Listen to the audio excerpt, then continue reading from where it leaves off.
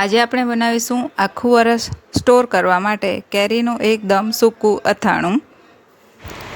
આ અથાણામાં તેલનો ખૂબ જ ઓછો ઉપયોગ કર્યો છે, છતાં પણ એ આખું વરસ એવું ને એવું જ રહેશે। કેરીનું સૂકું અથાણું બનાવવા માટે અહીં મેં 1 કિલો જેટલી રાજાપુરી કેરી લીધી છે। હવે કેરીને આ રીતે મીડિયમ સાઇઝના ટુકડામાં કટ કરાવી લીધી હતી। હવે કેરીના ટુકડાને આપણે આથી લઈશું, તો એના માટે 2 ચમચી જેટલી હળદર ઉમેરીશું અને 2 ચમચી જેટલું દળેલું મીઠું ઉમેરીશું। તમે સી સોલ્ટનો પણ ઉપયોગ કરી શકો છો। અહીં મેં 2 ચમચી જેટલું મીઠું ઉમેર્યું છે। તમને થોડી ખારાશ પસંદ હોય તો 1 ચમચી મીઠું વધારે ઉમેરી શકો છો। હવે હળદર અને મીઠુંને કેરી સાથે મિક્સ કરી લેવાનું છે। હળદર અને મીઠુંથી મિક્સ કર્યા પછી કેરીને આપણે એક મોટા વાસણમાં લઈ લેવાનું છે, જેમાં એ સરસ રીતે મિક્સ થઈ શકે। અહીં મેં એને એક તપેલામાં લઈ લીધું છે। હવે કેરીને આ રીતે તપેલામાં લઈ લેવાથી એને સરસ રીતે આપણે મિક્સ કરી શકીએ છીએ। એને આ રીતે હલાવી લેવાનું છે। તપેલીમાં કે મોટા વાડકામાં તમે આ રીતે એને ઉપર નીચે કરી શકો છો।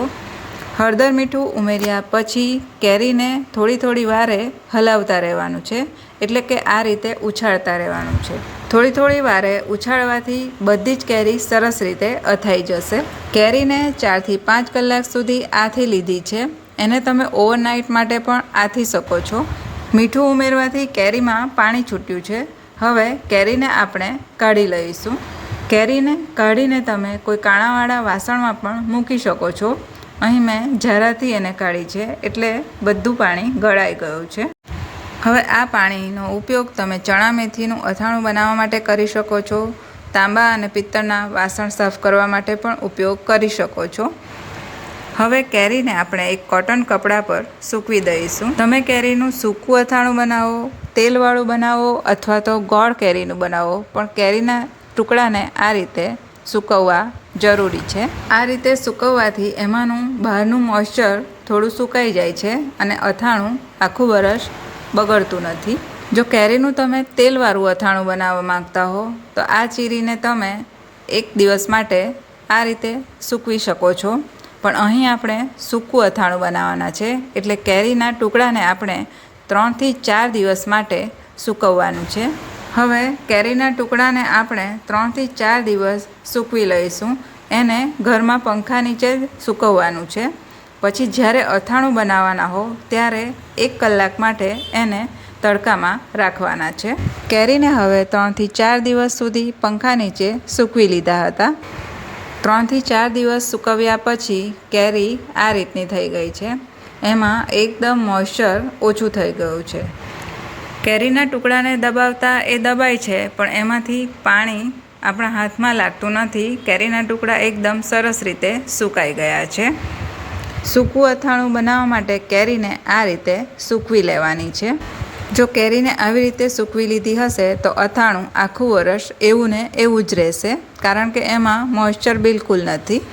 હવે અથાણા માટેનો આપણે મસાલો તૈયાર કરી લઈશું। મસાલામાં સૌથી પહેલાં આપણે મીઠુંને શેકી લેવાનું છે। અહીં મેં સી સોલ્ટ લીધું હતું, એને દળી લીધું છે। અહીં મેં 125 ગ્રામ જેટલું મીઠું લીધું હતું।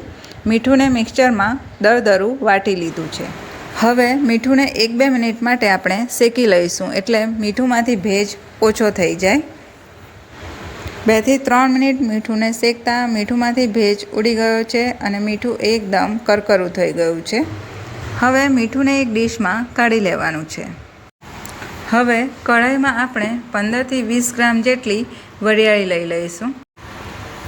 વરિયાળીને પણ થોડી વાર માટે શેકી લેવાની છે। 1-2 મિનિટ શેક્યા પછી વરિયાળીનો કલર થોડો ચેન્જ થઈ ગયો છે। ગેસની ફ્લેમને બંધ કરી લઈશું અને વરિયાળીને આપણે એક વાડકીમાં કાઢી લઈશું। હવે અથાણાનો મસાલો તૈયાર કરી લઈશું, તો એના માટે એક મોટું તપેલું લઈશું। એમાં આપણે શેકેલું મીઠું લઈ લઈશું। હવે એમાં 50 ગ્રામ જેટલી મેથીના કુરિયા અને 100 ગ્રામ જેટલા ધાણાના કુરિયા ઉમેરી દઈશું। હવે મસાલામાં 2 મોટી ચમચી હળદર ઉમેરી દઈશું। હવે મસાલામાં 1 મોટી ચમચી હિંગ ઉમેરી દઈશું। અહીં મેં સ્ટ્રોંગ હિંગનો ઉપયોગ કર્યો છે। હવે એમાં ગરમ કરીને હુંફાળું કરેલું તેલ ઉમેરી દઈશું। હવે તેલ ઉમેરી દીધા પછી તપેલીને થોડીવાર માટે ઢાંકી દઈશું, એટલે હિંગની ફ્લેવર બધા મસાલામાં આવી જાય। હવે 2 થી 3 મિનિટ પછી તપેલીને ખોલી લઈશું। ખોલીને એમાં હવે બાકીના મસાલા કરી દઈશું। અહીં મેં 200 ml જેટલા તેલને એકદમ ગરમ કરી લીધું હતું અને હવે એ હુંફાળું થઈ ગયું છે।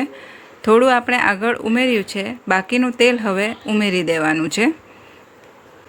હવે તેલ ઉમેર્યા પછી તીખાશ માટે રેશમ પટ્ટી મરચું ઉમેરીશું। અહીં મેં 150 ગ્રામ જેટલું રેશમ પટ્ટી મરચું લીધું છે। તમે તમારા સ્વાદ મુજબ મરચુંને વધતું ઓછું કરી શકો છો। હવે અથાણામાં કલર માટે આપણે 25 ગ્રામ જેટલું કશ્મીરી લાલ મરચું ઉમેરીશું। સાથે આપણે જે વરિયાળી શેકી છે એ પણ ઉમેરી દઈશું। વરિયાળી આપણે અહીં 15 થી 20 ગ્રામ જેટલી લીધી છે। હવે એમાં 2 મોટી ચમચી ખાંડ ઉમેરી દઈશું। ખાંડ ઉમેરવાથી અથાણું મીઠું નહીં થાય, પણ ટેસ્ટને બેલેન્સ કરશે। હવે બધા મસાલાને એકદમ સરસ રીતે મિક્સ કરી લઈશું। હવે અથાણાના મસાલાને એકદમ સરસ રીતે મિક્સ કરી લીધું છે। હવે અથાણાનો મસાલો સરસ રીતે મિક્સ કરી લીધા પછી એમાં હવે આપણે થોડા કેરીના ટુકડા ઉમેરતા જઈશું।